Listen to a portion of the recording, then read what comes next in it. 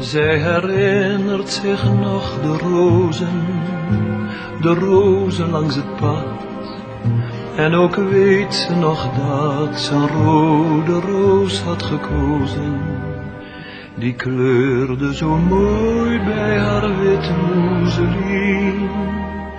Ze was nog zo jong, zo verschrikkelijk jong, in die zomer van 1910.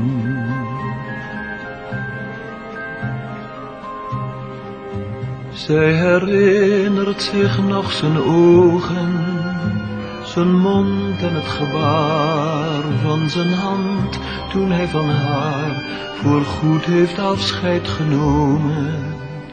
En dat zij hem nooit meer, nee nooit meer zou zien. Ze was nog zo jong, zo verschrikkelijk jong, in die zomer van 1910.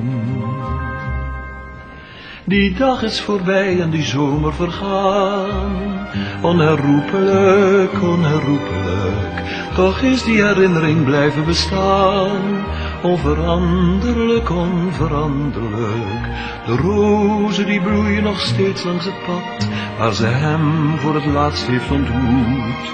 Die zomerse dag is verstard tot een beeld, dat haar bijblijft voor altijd voorgoed.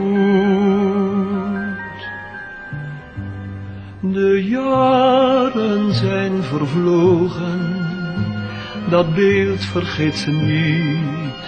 Ach, en steeds als zij het ziet, komen tranen in haar ogen, omdat het genadeloos aan haar laat zien.